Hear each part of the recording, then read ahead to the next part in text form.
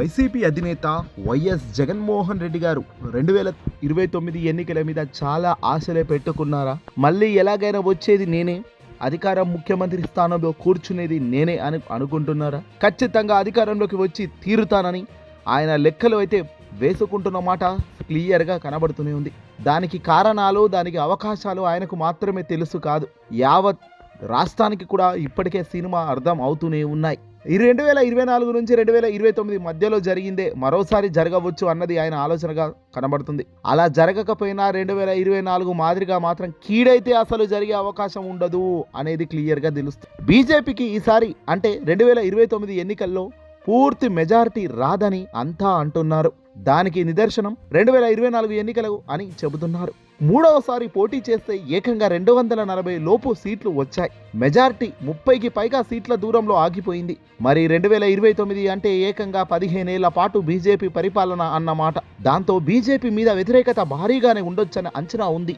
ఈసారి కూడా 200కు పైగా సీట్లు వస్తే చాలు ప్రభుత్వం ఏర్పాటు చేయడానికి బీజేపీ సిద్ధంగా ఉంటుందని. మరి 70కి పైగా ఎంపీలు తక్కువ పడితే ఎలా? 70కి పైగా ఎంపీలు తక్కువ పడితే అది ఎన్డీఏ కూటమితో కూడా సాధ్యపడే విషయం అయితే కాదు అనేదే విశ్లేషకులు గట్టిగా బల్లగుద్ది చెబుతున్నమాట. అప్పుడే వైఎస్ జగన్మోహన్ రెడ్డి లాంటి తటస్థ మిత్రుల పార్టీలకు సంబంధించిన వాళ్ళందరూ కూడా ఖచ్చితంగా ఎన్డీఏ వీళ్ళపై ఆధారపడాల్సిన పరిస్థితి వస్తుందంటున్నారు. ఇదిగో ఈ ధీమాతోనే వైసీపీ కూడా ఒంటరి పోరుకు సిద్ధమవుతూ కేంద్ర బీజేపీ పెద్దలకు సానుకూలంగా ఉండేందుకు ఇప్పటి నుంచే చూస్తుంది అనే ప్రచారం కూడా లేకపోలేదు. జగన్ విషయం తీసుకుంటే ఆయన కాంగ్రెస్ కి పూర్తిగా దూరం, ఎప్పటికీ ఆ పార్టీతో కలవనని పార్టీ వైసీపీ స్పష్టంగా బల్లగుద్ది చెబుతోంది. బీజేపీ కాంగ్రెస్ అంటే బద్ద శత్రువు. ఈ కామన్ పాయింట్ తోనే జగన్మోహన్ రెడ్డి గారు బీజేపీని, కేంద్ర పెద్దలను తన వైపు తిప్పుకునేందుకు చూస్తున్నారు. జగన్ వైపు నుంచి సాఫ్ట్ కార్నర్ తోనే ఉన్నారు. గడిచిన 20 నెలల్లో కేవలం టీడీపీని మధ్యలో జనసేన విమర్శించి జగన్ బీజేపీని అసలు ఏమీ కూడా అనడం లేదు. తెలుగుదేశం పార్టీ అధినేత చంద్రబాబు నాయుడు గారినే ముఖ్య టార్గెట్గా ముందుకు వెళ్తున్నారు. వాస్తవానికి కర్త కర్మ క్రియ అధికారం వచ్చిన తర్వాత చంద్రబాబు చేతిలోనే మొత్తం ఉంటుంది కాబట్టి చంద్రబాబు ఎజెండాగా విమర్శలు చేస్తున్నారు జగన్. దాని వెనుక దూరాలోచన ఏమీ లేదు కానీ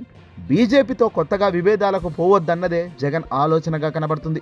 వచ్చే ఎన్నికల్లో ఎలాగైనా గెలవాలని వైసీపీ అధినేత భావిస్తున్నారు. దీనికోసం కేంద్ర పెద్దల సహాయం కూడా ఆశిస్తున్నారనే ప్రచారం సాగుతోంది. రేపటి రోజున ఆంధ్రప్రదేశ్లో వైసీపీ అధికారంలోకి వచ్చిన కేంద్రానికి పూర్తి స్థాయిలో సహకరిస్తామని బీజేపీలో కీలక నేతలకు మనసులోని మాట చేరవేస్తున్నట్లు ప్రచారం అయితే సాగుతోంది. బీజేపీ పెద్దల వైఖరి ఎలా ఉంటుందన్నది చూడాల్సి ఉంది. ఒకటైతే నిజం, బీజేపీ మధ్యలో కూడా జగన్మోహన్ రెడ్డి గారు అంటే మంచి అభిప్రాయం ఉంది. ఈ వ్యక్తి ఒక మాట చెబితే ఆ మాట మీద నిలబడతారా బై? ఆ మాట కోసం ఎంత దూరమైనా ప్రయాణం చేస్తాడు. అది చరిత్ర కూడా చెబుతున్న మాటే. జగన్ మాట ఇచ్చి తప్పే వ్యక్తి కాదు. చంద్రబాబు మాదిరిగా రాజకీయ వ్యూహాల కోసమో, రాజకీయ గెలుపోటముల కోసమో జగన్మోహన్ రెడ్డి గారు అడుగులు వెయ్యరు అనేది బీజేపీ పెద్దలకు ఇప్పటికే తెలిసిన వాస్తవం. కాబట్టి జగన్మోహన్ రెడ్డి గారు ఏది చెప్పినా సానుకూలంగానే బీజేపీ పెద్దల నుంచి సమాచారం వస్తుంది. జగన్కి ఏ విధంగా సహకరించినా టీడీపీ వైపు నుంచి సహకారం ఉండదు. కూటమిలో ఇది కీలక పాయింట్. పొత్తులో ఉన్న పార్టీగా బీజేపీ కీలకంగా ఉంటుంది. అదే టీడీపీ కూటమిలో ఉన్న వైసీపీకి బీజేపీ వైపు చూడడం అనివార్యంగా ఉంటుంది.